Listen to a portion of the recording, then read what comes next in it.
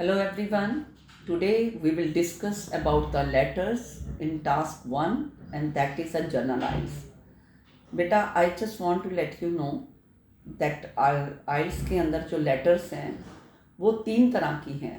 एक तो formal, semi formal and informal. तीनों की बिगिनिंग में थोड़ा सा फ़र्क होता है. सबसे पहले जो क्वेश्चंस हैं उनके आंसर आपके माइंड में होने चाहिए और जो बिगिनिंग करनी है वो आपने किस तरह करनी है. सबसे पहले हम लोग जिसको भी हमने लेटर लिखनी है उसको हमने फॉर्मुलेट करना है.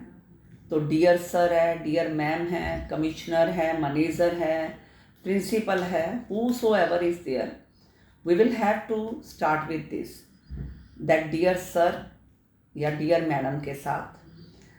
और यदि हमें पता ही नहीं है कि वहाँ पर जिसको हम लेटर लिख रहे हैं वो मेल है या फीमेल है, यदि उसका डेजिग्नेशन दे रखा है तो हम डेजिग्नेशन से शुरू कर दें.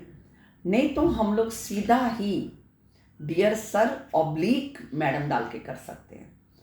फॉर्मल और इनफॉर्मल लेटर में फ़र्क यही है कि फॉर्मल के अंदर जो कंप्लीट फॉर्मल लेटर हैं उनमें हमें पता ही नहीं होता कि वहाँ पर मेल है या फीमेल है. Then we will have to use oblique. If we know, if we are familiar, but they are not our family, they are not very close to us, हमारे relatives नहीं हैं, हमारे friend circle में नहीं हैं, तो then this type of letters are called semi-formal. और उनकी शुरुआत हम लोगों को dear sir, dear madam, dear principal, dear shopkeeper, whatever or whosoever is there, we will have to start that.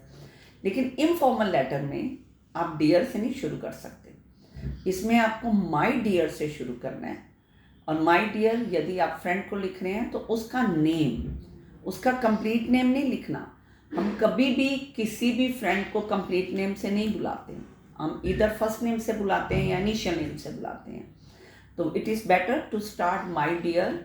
जो भी आप उसका नाम है, जैसे किसी का नाम सुष्मिता रानी है तो you can start my dear Sushmita. No need to write down her second name या उसका हम सर नेम लिखें साथ में, इसकी ज़रूरत नहीं होती है. उसके बाद आपकी जो बिगनिंग है जो फॉर्मल और इनफॉर्मल की, ये ऑलमोस्ट सेम होती है. इसमें आपने इसकी बिगनिंग में जो स्टार्टिंग में लाइन लिखनी है, सपोज आप शॉपकीपर को लिख रहे हैं तो आप उसके पैट्रन हुए, आप उसके कस्टमर हुए. होटल वाले को लिखना है मैनेजर को, उसके भी आप कस्टमर हैं. और यदि आप प्रिंसिपल को लिखना चाहते हैं तो आप उनके स्टूडेंट हैं. यदि आप किसी ऑफिस में एम्प्लॉयर को लिखना चाहते हैं तो आप उसके एम्प्लॉइज़ हैं.